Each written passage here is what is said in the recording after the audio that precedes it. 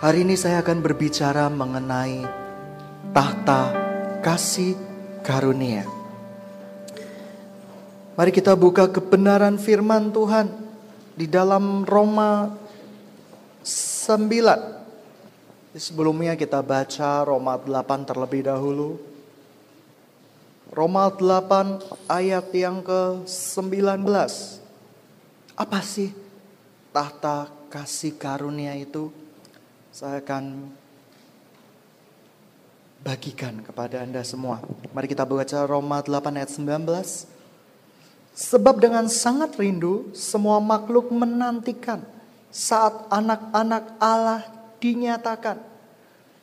Sangat rindu, dengan sangat rindu seluruh makhluk menantikan saat anak-anak Allah dinyatakan.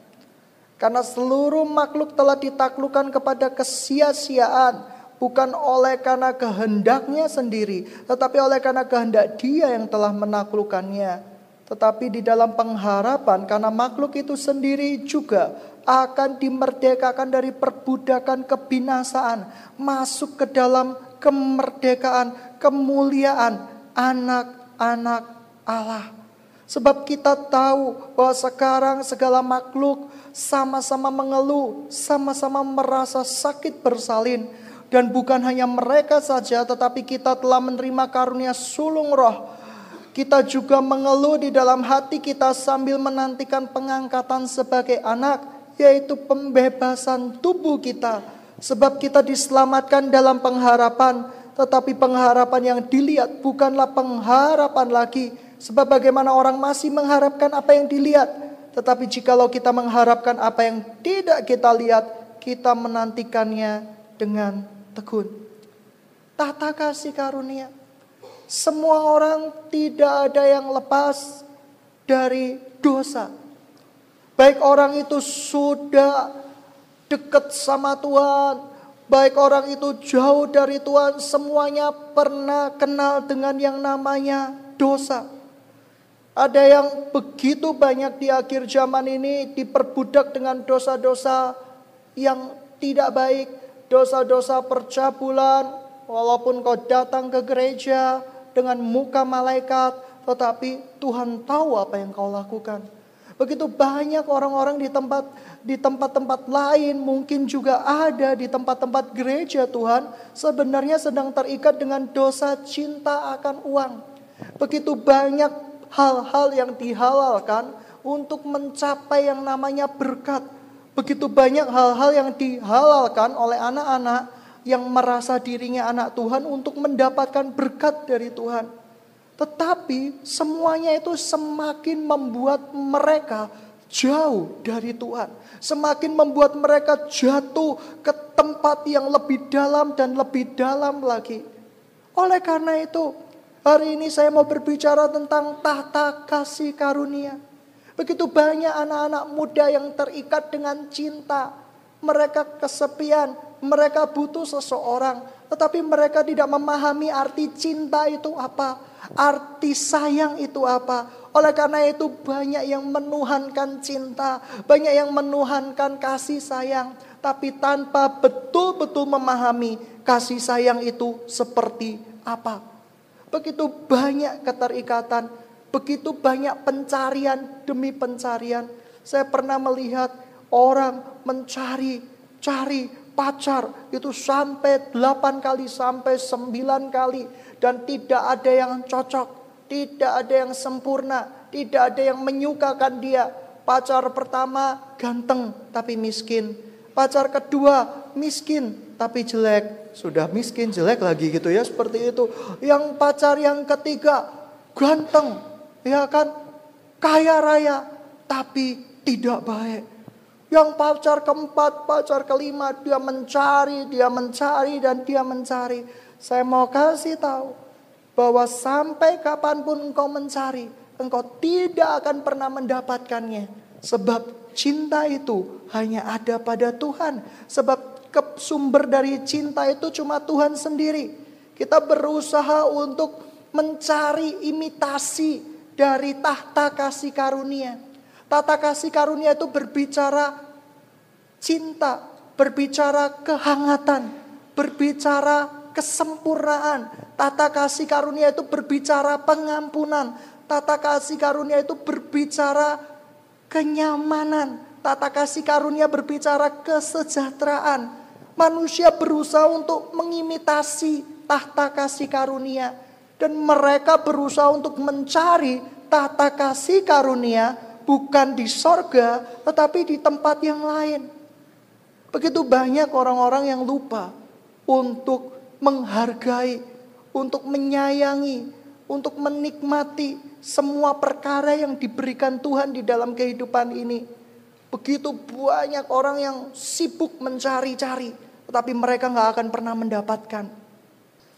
Satu kali ketika pertama kali merintis persekutuan doa di sebuah universitas, Tuhan ajarkan saya ada begitu banyak momen-momen berharga yang tidak akan pernah terlupakan seumur hidup saya.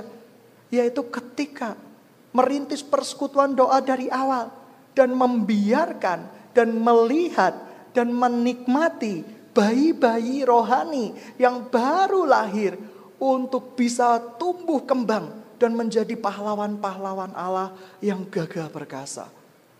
Sidang jemaat yang dikasihi Tuhan, kita tidak pernah bisa membeli pertumbuhan orang. Kita tidak pernah bisa membeli cinta. Kita tidak pernah bisa membeli kenikmatan yang tentunya itu cuma imitasi. Tuhan rindu kita menikmati secara langsung. Begitu banyak orang yang melupakan momen-momen. Begitu banyak orang yang tidak pernah bisa menikmati pemberian Tuhan. Karena mereka berusaha untuk mencari sumber kasih karunia di dalam bentuk yang berbeda. Mereka berusaha memaksakan iman yang sebenarnya bukan iman. Mereka melihat sebuah mobil mewah dan mengatakan bahwa one day saya harus memiliki mobil itu. Dan mereka mengejar mobil itu dengan mengatakan bahwa Tuhan menyuruh mereka membeli mobil mewah itu. Tetapi Tuhan tidak pernah perintahkan kita seperti itu. Firman-Nya sudah jelas. Tinggallah di dalam aku, maka engkau akan berbuah. Tinggallah di dalam aku, maka engkau akan menerima kebahagiaan. Tinggallah di dalam aku, maka engkau akan dipenuhi dengan cinta.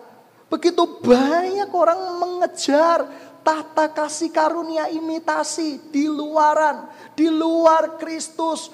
Mereka mengejar mobil, mereka mengejar rumah. Manusia punya sebuah dosa yang sangat-sangat berat. Dosa tidak pernah puas. Saya jamin engkau pernah mengalaminya. Saya pernah mengalaminya. Ketika Tuhan memberikan satu usaha, puas enggak? Belum tentu. Ukuran puas itu berapa? Begitu banyak orang yang berkata bahwa, kalau Tuhan suruh saya dirikan itu bukan satu usaha, tapi 1000 usaha untuk memberkati banyak orang. Tetapi Tuhan tahu kedalaman hati kita. Tuhan tahu apa yang kita cari. Kita sebenarnya mencari sumber pemuasan. Tetapi kita tidak pernah puas. Karena kita tidak mencari sumber kepuasan itu sendiri. Begitu banyak ayat firman Tuhan direkayasa sedemikian rupa untuk mendukung keinginan kita, untuk mendukung ide-ide kita, supaya orang setuju dengan ide-ide kita. Padahal Tuhan tidak pernah menyertai kita. Sidang jemaat yang dikasihi Tuhan, perkara yang paling malang sedunia, yaitu jikalau engkau mengerjakan pekerjaan Tuhan, engkau mencari berkat yang datangnya dari Tuhan, tetapi tanpa disertai perkenanan dari Tuhan. Itu sangat fatal, itu sangat mengerikan. Kita akan menjadi seperti robot-robot yang tidak pernah bisa menikmati hadirat Tuhan, yang tidak pernah bisa mengucap syukur atas setiap pemberian yang Tuhan telah berikan di dalam kehidupan kita. Tapi saya belajar untuk mengucap syukur. Ketika Tuhan berkata berhenti dari pekerjaan, oke, jangan nikmati uang buat kamu pribadi, cukup buat keluargamu, cukup buat gereja, dan cukup oleh orang lain. Saya belajar taat. Tetapi menikmati Tuhan itu indah sekali. Banyak orang yang berusaha untuk mengimitasi itu. Banyak orang yang berusaha untuk mengimitasi hadirat Tuhan. Banyak orang yang berusaha untuk mengimitasi berkat-berkat Tuhan. Oleh karena itu mereka gak pernah bisa menikmati. Karena hadirat Tuhan bukan cuma bisa dilihat lewat film, lewat video, lewat berita-berita dari BB. Kebangunan rohani loh, banyak orang dibaptis. Kita bisa melihat, tetapi kita gak bisa menyentuh. Tetapi kita tidak bisa menikmati, kita tidak bisa merasakan. Beda. Anda mungkin bisa meniru kebangunan rohani, membuat artikel yang hebat-hebat. Tetapi itu hanya untuk dilihat, dibaca, diamini. Tetapi Anda tidak pernah bisa menikmati kebangunan rohani itu. Sidang jemaat yang dikasihi Tuhan, hari ini Tuhan berbicara kuat kepada saya. Ajarkan sidang jemaat di tempatmu, supaya mereka memahami tata kasih karunia. Tata kasih karunia itu seperti medan magnet yang sangat besar. Seberapa kita mau melarikan diri, tata kasih karunia itu berusaha untuk menyedot kita, dan menyedot kita. Sampai kita tidak bisa berkata apa-apa lagi. Tetapi yang bisa menghalangi tata kasih karunia, kalau engkau nekat, begitu ditarik oleh Tuhan, engkau pergi. Ditarik oleh Tuhan, engkau pergi. Ditarik oleh Tuhan, begitu engkau pergi. Dan akhirnya sudah tidak ada waktu lagi. Tata kasih karunia memang kita bisa menghampiri setiap saat, setiap waktu. Tapi tata kasih karunia ada batasannya. Apa yang membatasi tata kasih karunia? Satu, umur manusia. Begitu engkau mati, yang ada bukan tahta kasih karunia lagi, tapi tahta pengadilan Allah Bapa. Yang di situ engkau akan dihakimi berdasarkan imanmu kepada Tuhan, berdasarkan tindakan-tindakan imanmu di dalam Tuhan. Dan ketika umur manusia sudah selesai, tidak akan ada lagi pengharapan. Beberapa waktu yang lalu, kemarin banyak yang ribut. Ini ada binatang. Tomcat namanya. Tetapi dari bulan-bulan yang lalu, saya sudah mengatakan kepada Anda, akan datang waktunya bahwa tikus-tikus akan sebesar kucing, bahkan lebih besar dari kucing. Akan tiba waktunya ada binatang-binatang yang menyengat engkau, dan engkau akan menerima sakit yang sampai waktu berbulan-bulan, bahkan 1 tahun, bahkan 2 tahun. Tetapi itu baru permulaan, belum yang sesungguhnya. Karena ketika yang sesungguhnya itu datang, maka akan ada satu binatang yang keluar dari jurang maut, yang dari tempat-tempat lahar-lahar, tempat gunung-gunung Merapi. Di situ akan keluar binatang yang menyerupai belalang, bersayap, berwajah manusia, rambutnya gondrong seperti wanita, gitu ya, seperti itu. Dan ketika mencium seseorang, itu sengatnya sampai membuat orang kepingin bunuh diri. Bisa pikirin gak? Digigit oleh binatang sampai kamu minta ampun dan kepingin bunuh diri.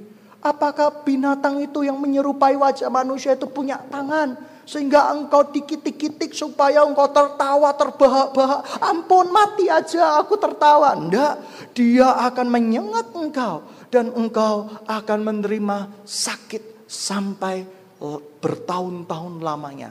Kalau Alkitab mengatakan sampai berbulan-bulan waktunya, dan engkau minta mati, yaitu seseorang yang tidak dijumpai materai atas hidupnya. Sidang jemaat dikasihi Tuhan, hari-hari ini udah akhir zaman. Banyak orang yang gak sadar. Akhir zaman, cuaca ekstrim, perang. Sebentar lagi akan ada perang. Anda bisa lihat itu. Jangan senyum-senyum. Ih, seru. Ini menang mana ya? Ini pakai pesawat apa ya? Ini pakai pesawat F-14, F-15, F-16. Seperti itu ya. Oh, ini pakai pesawat Sukhoi. Ini menang mana ya? Jangan ikut-ikutan gila. Tetapi yang menurut saya, yang saya ini akan terjadi, bahwa bangsa-bangsa akan bangkit melawan bangsa-bangsa. Tetapi sebelum semuanya itu terjadi, Tuhan mengatakan Injil kerajaan ini harus diberitakan ke ujung-ujung bumi, ke ujung-ujung bumi. Dan siapakah yang bisa menjawab tantangannya? Hanyalah manusia yang mau dipakainya. Begitu banyak orang yang kepingin mengimitasi tata kasih karunia. Dia berusaha untuk meniru kenikmatan. Saya belajar banyak tentang kenikmatan. Rumah saya ada renovasi. Saya biasa tidur di kasur yang lumayan. Karena saya punya masalah dengan punggung. Jadi harus tidur di kasur ortopedik. Dulu sebelum Tuhan percayakan berkat, saya tidur di tikar karena tidak punya uang untuk membeli kasur ortopedik. Tetapi akhirnya saya belajar untuk, karena direnovasi, kita pindah ke lantai 2. Dan di sana saya membeli kasur yang lama, kasur yang tidak mahal, supaya untuk sementara saja. Tapi saya tahu persis, walaupun saya beli kasur yang apapun juga, ketika saya belajar mengucap syukur sama Tuhan, nilai kasur yang tidak seberapa itu bisa menjadi jutaan kali lebih berharga daripada nilai kasur yang paling mahal. Kita tidak pernah bisa menggantikan semua panca indera kita untuk menikmati Tuhan. Sangat konyol sekali, sangat kurang berharga sekali kalau kita menikmati Tuhan hanya dari kesaksian orang lain. Itu dahsyat ya kesaksiannya. Gimana pertobatan seorang waria. Dahsyat, ini luar biasa. Itu lo yang bersaksi itu punya mobil 50, mobil 60. Kamu hanya mendengarkan kesaksian orang. Ya kan? Kalau kesaksian orang itu yang didengarkan itu yang mana? Yang hebat-hebat kan? Oh, punya mobil 50, mobil 60. Seakan-akan Tuhan suruh kita punya mobil 50 dan 60. Itu salah. Itu tidak benar. Berkat itu milik Tuhan. Amin. Amin. Kamu pernah tahu bagaimana rahasia berdoa? Yang paling utama, doakan orang lain sebelum engkau mendoakan dirimu sendiri. Mengapa? Karena rahasia berkat, yaitu ketika engkau memiliki kasih dan kasihmu itu diberikan kepada orang lain, maka Tuhan sebagai sumber yang punya kasih akan mengingat engkau senantiasa. Dan Dia tidak akan pernah lupa mencukupkan dirimu. Dia tidak akan pernah lupa memuaskan dirimu. Itu yang paling penting.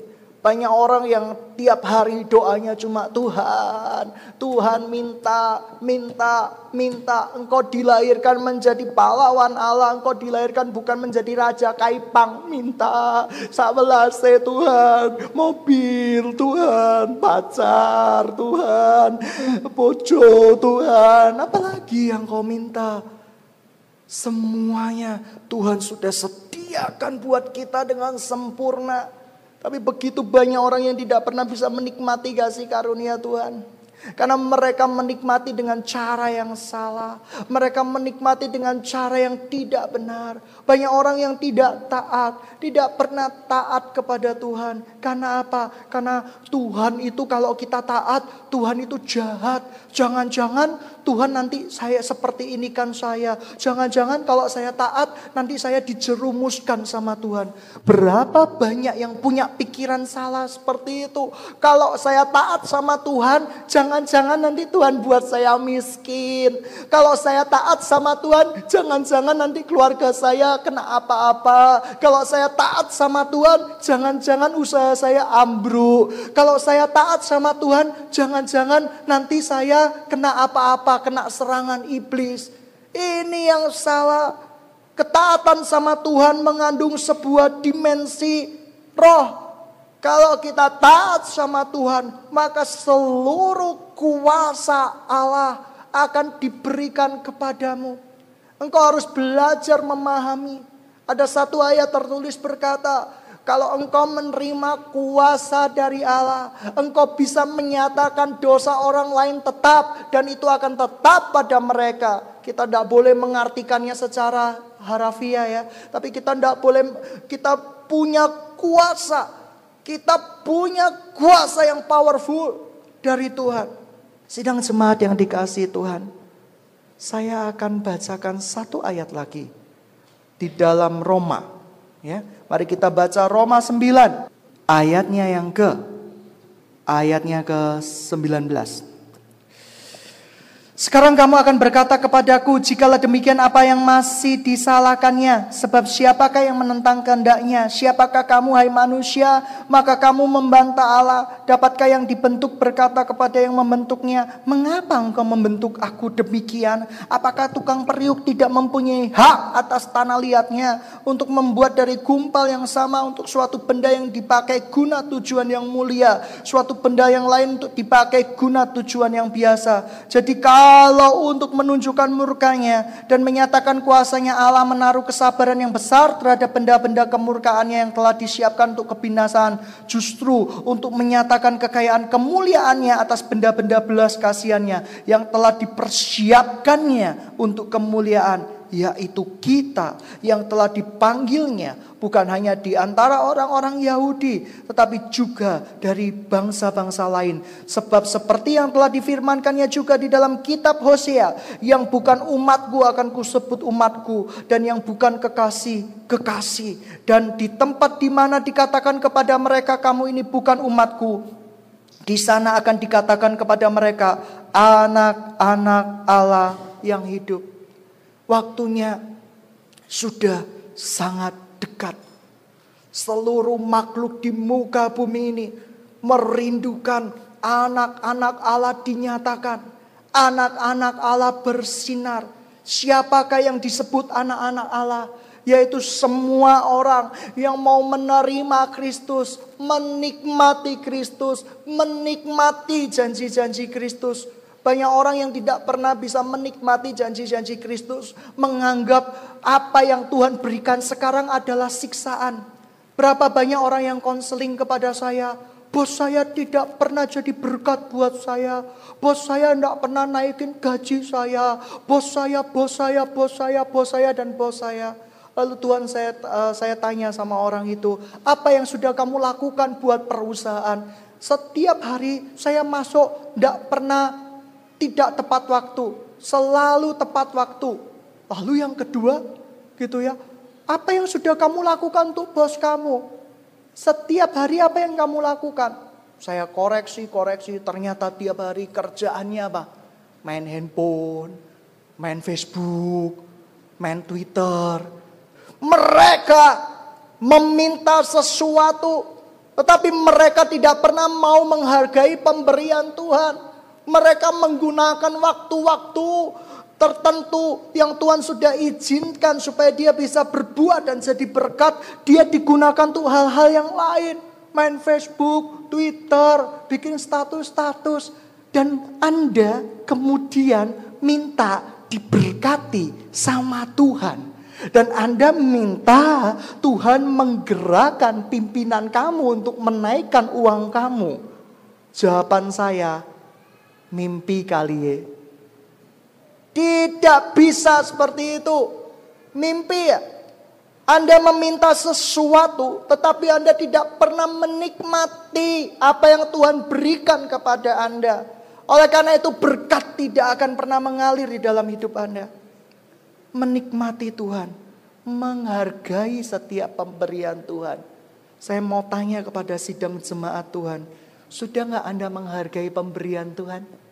Sudah gak Anda mengucap syukur atas segala perkara? Kamu coba lihat teman kiri kananmu. Sudah gak Anda mengucap syukur punya teman seperti sebelah kiri kananmu? Menikmati temanmu dengan semua kelemahan dan kelebihannya. Sudahkah Anda menghargai orang tuamu sebagai orang yang dipercayakan Tuhan untuk membimbing kamu? Kalau Anda belum pernah bisa menghargai dan menikmati, Anda gak akan pernah bisa mencapai tahta kasih karunia Tuhan. Syarat-syarat kita untuk mencapai tata kasih karunia Tuhan yang pertama, kita belajar untuk menikmati semua anugerah yang Tuhan sudah berikan kepada kita. Yang nomor dua, bagaimana supaya kita bisa menghadap tata kasih karunia Tuhan. Berikan dirimu, serahkan dirimu, dan jangan gantungkan dirimu kepada yang lain, tetapi kepada Tuhan semata. Berserah sama Tuhan dan pasrah itu beda. Bedanya apa? Berserah dengan pasrah. Pasrah itu seperti ini. Orang mogok. Ya, kayak maling ketangkep polisi itu pasrah. Wis pasrah, Pak. Wis ketemon nih. Mau apa lagi? Bawa-bawaan saya. Itu pasrah. Pasrah itu seperti ini. Ya, pasrah itu seperti ini. Aduh, IP ku 1, terus. Tidak pernah naik-naik. Aku sudah berbuat segala sesuatu. Nyontek. Minta Tuhan tuh berikan penglihatan. Tapi tidak kunjung mendapat penglihatan. Segala sesuatunya sudah saya lakukan. Ya udahlah, pasrah aja lah. Pasrah itu beda dengan berserah. Berserah itu mengandung arti seperti ini. Kamu lihat ketika Rasul Paulus di penjara, dia itu berserah sama Tuhan. Berserah, dia menikmati penjara itu, yang pertama. Dia menikmati penjara itu. Yang kedua, dia bersyukur kepada Tuhan. Bahkan dia menyanyikan lagu-lagu pujian. Itu sesuatu yang dahsyat, itu sesuatu yang luar biasa. Itu bedanya orang yang pasrah dengan orang yang berserah. Tapi orang yang berserah penuh di dalam Tuhan tidak mungkin dipermalukan Tuhan.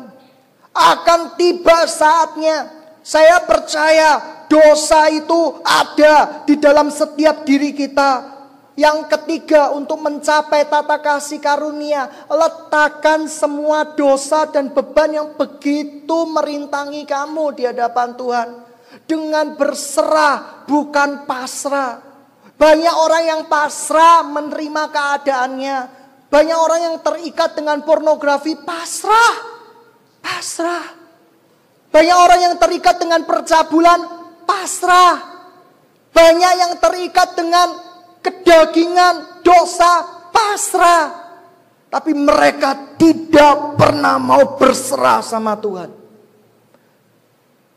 Lalu mereka doanya cuma seperti ini. Aku udah minta Bapak Pendeta doa supaya aku dipulihkan. Tetapi tidak kunjung-kunjung dipulihkan.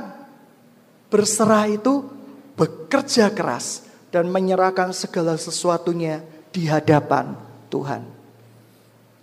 15 tahun yang lalu, saya terikat dosa pornografi. Hobi saya nonton film biru. Ya, biru, semua hijau, semua biru. Yaitu gambaran DVD kalau lagi mati, biru semua gitu ya. Waktu itu saya terikat, saya pergi ke gereja, ditumpang tangan, karena saking kerasnya pendeta itu numpang tangan kepala saya jadi pusing. Dan setelah itu, pendeta itu berkata, kamu punya roh jahat, kamu harus dilepaskan. Saya didoakan, kepala saya dibungkuk-bungkukkan. Punggung saya digedok-gedok, saya batuk-batuk. Katanya pendeta itu, roh jahatnya mau keluar, digepok lebih keras lagi, tambah batuk lagi, digepok lebih keras lagi, lebih batuk lagi. Dan akhirnya Anda tahu kalau orang batuk keluarin apa? Ya, keluarin dahak lah ya, keluarin dahak. Wah, dia berkata roh jahatnya udah keluar. Penyiksaan dimulai. Tangan saya dipegangi. Saya berontak, roh jahatnya berontak. Saya berontak karena kesakitan, bukan roh jahatnya. Saya berontak, lemes saya pulangnya. Dan pendeta itu berkata, Hai manusia baru, engkau sudah lahir di muka bumi ini. Dan saya pulang dari gereja itu dengan lemasnya 15 tahun yang lalu. Pulang dari gereja itu dengan lemasnya. Dan saya gak bisa bilang apa-apa. Saya cuma berkata, lega.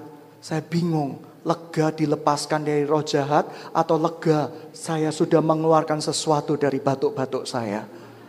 Saudara, banyak orang yang suka action di dalam pelepasan, bergulung-gulung, gulung ke kiri, gulung ke kanan seperti lumpia, putar ke kiri, putar ke kanan. Tapi mereka nggak ngerti. Mereka mengharapkan kejadian-kejadian yang spektakuler. Ketika dilepaskan, tiba-tiba iblis yang menyerupai singa keluar dari mulut mereka. Dan mereka tiba-tiba berubah jadi seperti singa. Tangannya yang tadinya tidak berbulu menjadi berbulu. Matanya yang tadinya tidak tajam menjadi tajam. Banyak orang yang mengharapkan kejadian spektakuler. Saudara, itu beda. Dulu saya terikat penuh. Tetapi saya belajar untuk datang ke tahta kasih karunia. Tuhan cuma berkata sama saya, mau gak kamu datang ke tahta kasih karuniaku? Saya bilang, Tuhan, saya ini pendosa, Tuhan. Saya ini tidak bisa apa-apa, Tuhan. Kerjaannya tiap hari cuma nonton film seperti itu. Saya tidak layak, saya tidak bisa, Tuhan. Saya tidak bisa mungkin terikat tidak mungkin bisa lepas, terikat dari dosa itu. Tapi Tuhan cuma berkata, mau nggak kamu datang ke tahta kasih karuniaku? Mau Tuhan, tapi tidak bisa. Tapi Tuhan berkata, Dia berkata, hanya orang-orang bodoh, hanya orang-orang yang tolol, yang tidak pernah bisa menghargai kasih karuniaku. Kamu datang ke tahta kasih karuniaku, kamu perlu sebuah tindakan. Dan tindakan imanmu akan menentukan langkah-langkah selanjutnya. Waktu itu saya berkata, ketika orang sudah frustasi, saya pernah terikat, saya tahu rasanya frustasi. Saya pernah terikat dosa percabulan. Saya pernah terikat dosa pornografi. Saya pernah terikat dosa keuangan. Motivasi saya waktu SMA 1, suge. Ya kan? Uang memang bukan segalanya. Saya berkata seperti itu sama lause saya, guru saya. Ya kan? Pendeta saya waktu itu. Tetapi segalanya perlu uang. Beli Alkitab perlu uang. Datang ke gereja perlu uang. Saya ngotot bahwa uang memang bukan segalanya. Tapi segala-galanya perlu uang. Wah gitu ya. Jadi saya marah sama pendeta saya. Pendeta saya sampai terpengaruh, terprovokasi dengan kata-kata saya. Betapa besar dosanya gitu ya. Waktu itu, iya ya betul juga ya kamu bilang ya. Segala-galanya perlu uang. Saya melemahkan iman orang percaya. Saya dipakai iblis untuk menghancurkan anak-anak Tuhan. Nah, tapi Tuhan berkata, uang tidak akan pernah bisa menggantikan anugerahku. Uang tidak pernah bisa membuat engkau menikmati hadiratku. Uang tidak bisa membuat engkau lepas. Mungkin waktu itu saya sudah mau pergi ke dokter-dokter psikolog. Terapi hipnotis dulu ada. Dikasih bandulan. Pada hitungan ketiga engkau akan tertidur. Nggak tertidur tuh gitu ya. Ya kan, sampai mungkin dokternya tambah ngantuk ngeliatin saya nggak tertidur gitu ya. Saya liatin bandolan, ayo coba pejamkan. Berserah dong, pejamkan mata. Saya tidak bisa. Tapi ketika Tuhan berkata, perlu tindakan iman. Tindakan iman itu apa? Percaya padaku tanpa engkau memperhatikan apa yang akan terjadi selanjutnya. Percaya padaku. Saya sudah bingung waktu itu. Saya akhirnya belajar untuk percaya kepada Tuhan. Saya bangkit dari keterpurukan saya. Dan untuk pertama kalinya saya tersungkur berdoa di kamar saya 15 tahun yang lalu. Saya berkata sama Tuhan, Tuhan saya tidak bisa Tuhan. Saya tidak mungkin lepas dari pornografi. Saya tidak mungkin lepas dari dosa suka jatuh cinta. SMA saya suka jatuh cinta. Jatuh terus di dalam cinta. Jatuh terus gitu ya. Pokoknya orangnya cantik sedikit jatuh cinta. Orangnya pinter sedikit jatuh cinta. Pokoknya segala makhluk yang namanya perempuan gue pasti jatuh cinta waktu itu ya. Tetapi ya pilih-pilih lah ya. Waktu itu ada seleranya dikit yang cute-cute lah. Yang imut-imut lah. Ya seperti itu. Yang besar-besar bukan bagian saya gitu ya. Bagian orang lain. Karena waktu dulu saya langsing gak seperti sekarang. Nah, betul-betul bergumul di dalam dosa-dosa saya. Tapi akhirnya saya belajar untuk melangkah dengan iman. Saya cuma nangis di hadapan Tuhan. Cuma menangis dan menangis. Dan akhirnya saya kaget sekali. Saya melihat pintu tata kasih karunia itu terbuka lebar. Terbuka besar. Dan tata kasih karunia itu memanggil saya. Masuklah kepadaku. Yang letih, lesu dan berbeban berat. Maka aku akan memberikan kelegaan padamu. Begitu masuk, saya langsung pulih. Tidak. Besoknya nonton film lagi. Anda mungkin mengharapkan kesaksian yang spektakuler. Enggak, kesaksian saya yang netral-netral aja lah. Tanpa dibumbui topeng-topeng lah. Biasanya kan kesaksian dibungkus demikian rupa sehingga penonton berkata, wah gitu ya. Sehingga yang dahsyat orangnya, bukan Tuhannya. Itu kebiasaan orang-orang. Mengemas kesaksian untuk meninggikan dirinya. Sehingga ketika ada lagu, tinggikan dirimu. Yang bersaksi mungkin berkata, itu gue banget. Ya enggak? Begitu banyak orang bersaksi sambil meninggikan diri. Begitu banyak orang yang bersaksi sambil mengatakan bahwa aku bisa. Ini gara-gara aku. Yesus yang di tempat paling belakang. Tapi saya mau katakan, saya gak bisa waktu itu. Saya betul-betul jatuh lagi di dalam dosa pornografi dan jatuh cinta. Tapi semakin saya mendekat tata kasih karunia itu, semakin saya mendekat. Begitu banyak dosa, begitu banyak kelemahan yang saya tanggalkan dan saya tanggalkan. Dan yang terakhir ketika tata kasih karunia itu berkata, maukah engkau berikan hidupmu buat aku secara total? Saya tidak pikir panjang, saya cuma berkata, aku mau Tuhan, jadikan aku seperti yang kau inginkan. Dan oleh karena itu saya ada di tempat ini. Begitu banyak orang yang heran, begitu banyak orang yang bingung, mengapa bisa demikian. Teman-teman saya ketika lihat Hadi di waktu SMA, hei kamu kok jadi pendeta? Tapi saya cuma berkata sama Tuhan, karena Tuhanku yang besar, Tuhan yang buat aku seperti ini. Tuhan yang mengangkat aku dari lembah-lembah kekelaman. Begitu banyak yang sudah Tuhan alami. Beberapa tahun yang lalu ketika Tuhan berkata, berikan 80%. Ya, kurang lebih, 70% dulu, 50% dulu, keluarga sudah dicukupi, sisanya berikan kepada Tuhan. Dan saya persembahkan semuanya kepada Tuhan. Anda bisa tanya kepada bendahara gereja ini. Begitu banyak saya takut untuk mengambil uang yang memang bukan bagian saya. Saya begitu takut untuk mengambil sesuatu yang memang bukan diperuntukkan buat saya. Karena saya tahu uang tidak pernah bisa menikmati saya dengan Tuhan. Menggantikan kenikmatan saya dengan Tuhan. Dan yang terakhir, bagaimana supaya kita bisa membuka pintu tata kasih karunia itu. Segala sesuatunya harus dilakukan dengan iman. Kau tidak bisa menyuap Tuhan. Tahu gak cara menyuap Tuhan itu gimana gak? Menghadirkan hadirat palsu. Sound musik diperbarui, ya kan? Wah, panggil pemain keyboard yang hebat. Panggil song leader yang suaranya beda-beda tipis dengan Semi Simorangkir. Wah, gitu ya. Beda-beda tipis, tapi tipisnya gede gitu ya. Wah, gitu ya. Beda-beda tipis, nyanyi dengan penuh kuasa, penuh hadirat. Tapi hadirat siapa yang diundang? Saya juga tidak tahu, saya juga tidak jelas. Tapi kalau Anda melakukan seperti itu, jemaat akan mengalami hadirat palsu. Kalau kamu bersaksi dengan ditambahi bumbu garam, merica, vitsin. kesaksianmu menjadi sedap didengar, kamu berarti merekayasa kesaksian. Dan Tuhan Yesus tidak akan pernah. Mungkin kau bisa membuat orang terpesona, tapi bukan terpesona kepada Tuhan. Terpesona kepada kamu. Dahsyat ya orang itu. Keren ya. Tapi manusia itu tidak ada apa-apanya dibanding dengan Tuhan. Kita mungkin bisa merekayasa semuanya, tetapi kita tidak bisa merekayasa kuasa Tuhan.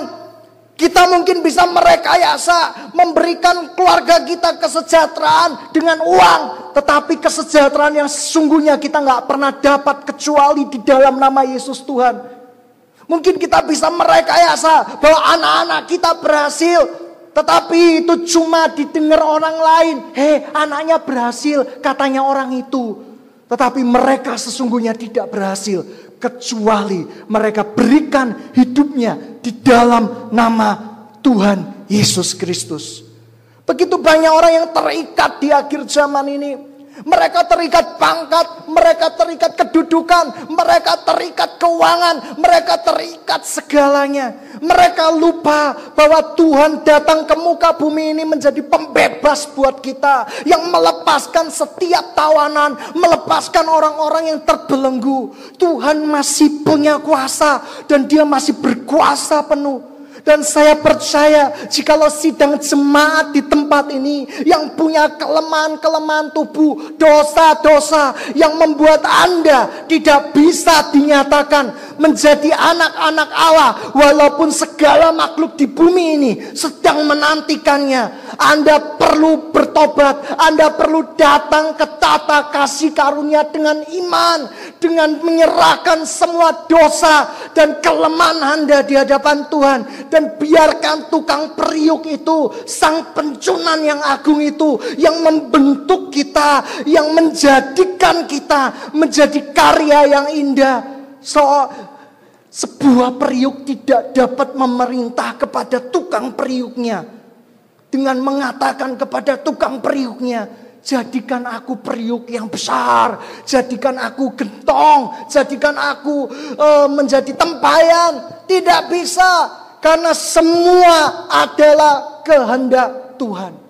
Tetapi ketika kita serahkan hidup kita sama Tuhan, ketika kita serahkan segala hidup kita di hadapan Tuhan, saya percaya Dia masih berkuasa, Dia sangat berkuasa. Maka dosa percabulan hilang, sakit penyakit hilang, semua dosa dan kelemahan yang merintangi kamu hilang. Yang ada, engkau menjadi manusia ciptaan baru yang senantiasa bisa menikmati hadirat Tuhan, yang menyadari bentukan-bentukan Tuhan. Anda gak pernah bisa menggantikan. Anda mungkin bisa menghirup udara di tempat ini. Anda mungkin bisa cuma menghirup saja atau bersyukur atas udara yang Tuhan sudah berikan. Bersyukur berarti menikmati. Bersyukur berarti berserah sama Tuhan dengan gembira hati. Berapa banyak orang yang tidak pernah bersyukur. Orang tidak pernah bersyukur. Sidang jemaat yang dikasihi Tuhan, waktunya sudah tiba. Tempat ini tidak mencari simpatisan. Kalau mencari simpatisan gampang, buat KKR. Yang datang kemarin berapa yang di yang di White Miracle Christmas 3.500 orang. Gampang cari simpatisan. Ya kan? Tulis saja Encok Pegelinu sembuh. Semua orang yang Encok Pegelinu datang. Gitu ya. Tapi tidak pernah bisa membuat gereja Tuhan dipenuhi dengan hadirat Tuhan. Sidang jemaat yang dikasihi Tuhan, waktunya sudah sangat dekat. Dan pintu tata kasih karunia itu akan tertutup ketika engkau mati. Ketika engkau putus nafas, tidak akan ada lagi tata kasih karunia. Tapi selamat datang di tata pengadilan Allah Bapa. Kita ribut dengan banyak hal. Kita ribut dengan peristiwa-peristiwa doktrinal. Jangan sebut Allah. Sebut Yesus dengan kata Yahweh. Saya nggak peduli. Saya mau sebut Yesus yang saya kenal, yang sudah menyelamatkan hidup saya, selesai. Saya bukan nyembah Yesus penjual singkong. Saya bukan penyembah Yesus yang tukang bangunan. Saya bukan menyembah Yesus yang sinterklas. Tapi saya sembah Tuhan Yesus yang sudah berikan hidupnya buat saya untuk gantikan dosa-dosa saya dan Anda. Mau gak kamu datang ke tata kasih karunia dengan iman? Kalau kamu mau, engkau akan belajar menikmati Tuhan. Dan kalau engkau belajar menikmati Tuhan, maka semuanya akan diubahkan Tuhan dengan sempurna. Dia tidak pernah menyerah. Jangan berusaha untuk mengulangi kedahsyatan Tuhan. Gitu ya. Dulu aku ketika di air terjun mengalami perjumpaan dengan Tuhan. Kamu pergi ke air terjun itu, katuen, flu, pilek. Iya kan? Radang paru-paru, kolaps. Kita tidak bisa menikmati. Dahulu ketika awal pelayanan di kampus, kita bertujuh, berdelapan menyanyi di sebuah tempat di psikologi, lantai 2. Nyanyinya saking dahsyatnya.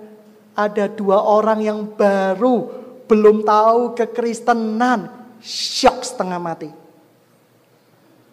Kenapa? Syok setengah mati. Dia lihat kabut putih di ruangan itu. Dia gemetar, dia teriak-teriak akan dosanya. Saya nggak ngelihat, mana sih kabut putih, matamu burem paling, glukoma ya atau apalah gitu loh ya. Saya nggak lihat tuh kabut putih gitu ya, tapi dia lihat kabutnya pekat. Aku minta maaf sama Tuhan. Dia tersungkur, dia doa, dia nangis. Saya coba mengulangi, ya kan, di pertemuan pelayan. Setengah tahun kemudian di tempat yang sama, lagu yang sama, cara menangis yang sama. Kabut tidak, lampu mati. Kita tidak bisa mengulangi kejadian-kejadian itu. Itu begitu berharga. Dan saya belajar menikmati Tuhan. Tidak bisa. Dulu ketika siapa yang pernah mengalami momen diselamatkan Tuhan, saya pernah. Ini oknumnya, dia drivernya, teman saya sekaligus driver, Pak Theo. Waktu dari Kediri, mobil kita hampir penyet. Ya kan? Hampir penyet, ditabrak separuhnya, jebret, hilang. Tapi Tuhan kasihin saya roh ketenangan waktu itu. Dan sebelah saya memang tenang karena dari Solo gitu ya, seperti itu. Tenang sekali. Ya. Ada 2, kalau nggak salah 1 nggak 2 mobil penyet.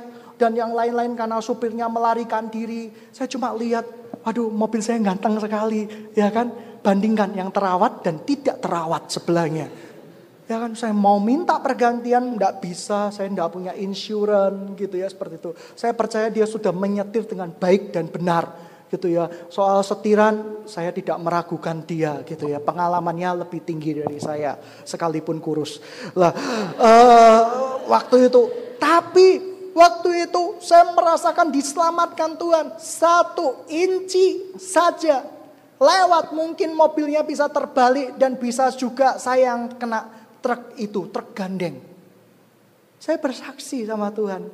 Saya bersaksi di sidang jemaat semua. Lalu kita mau ngulangi. Ayo Theo besok pergi kita ulangi.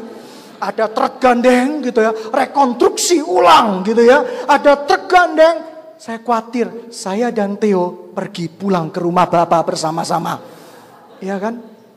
Kasihan Theo. Ya kan? Lebih kasihan saya gitu ya. Seperti itu. Kita tidak pernah bisa mengulangi kedahsyatan Tuhan. Saya cuma mau kasih tahu. Bersyukur dan bersyukur. Sidang jemaat yang dikasihi Tuhan, waktunya sudah tiba. Kita punya kerinduan. Dalam 7 tahun ini, 10.000 sampai 100.000 jiwa bisa digenggam. Kami sedang berdoa untuk penginjil-penginjil muda. Penginjil. Kamu penginjil. Penginjil bukan untuk nyesek-nyeseki gereja. Penginjil bukan untuk terpampang di depan gereja, evangelis. Wih, keren. Tapi penginjil itu pergi keluar gereja, selamatkan yang terhilang. Itu penginjil. Kalau kita mau doakan untuk 10-15 penginjil, kalau tujuannya cuma mempeki gereja, gak usah jadi penginjil. Jadi aja bintang tamu di gereja. Buat apa jadi penginjil? Sidang jemaat yang dikasihi Tuhan, kita percaya 7 tahun, 10.000 sampai 100.000 jiwa. Kita berdoa, dan kita berdoa. Amin, amin. Dan saya percaya kalau kita melangkah, Tuhan akan memperlengkapi kita dengan kuasa. Karena kita mencari hadiratnya, bukan mencari hadirat yang lain. Tuhan akan memperlengkapi kita, Tuhan akan memperkuat kita. Engkau adalah rekan sekerja Allah yang akan bersama-sama masuk ke tanah perjanjian yang sudah diperintahkan Tuhan kepada kita. Dan yang terakhir, saya cuma mau ingatkan Anda. Kalau nanti Tuhan mengundang Anda untuk memasuki tata kasih karunia, belajarlah melangkah dengan iman. Jangan dengan pikiran Anda. Belajar melangkah dengan iman. Bersyukur selalu, besok berubah. Uang bukan segala-galanya. Segala-galanya tidak perlu uang. Kalau Tuhan berkata nafasmu tak cabut hari ini, kamu bisa apa? Beli oksigen? Tidak bisa. Kalau Tuhan berkata hari ini rambutmu rontok semua jadi Shaolin, mau apa kamu? Tidak bisa. Kamu beli sampo penumbuh rambut, ya kan, cangkok rambut. Kalau nggak punya uang, sapu dilem. Itu juga akan rontok semua. Percuma kalau tanpa anugerah Tuhan. Mulai bertobat. Uang bukan segalanya.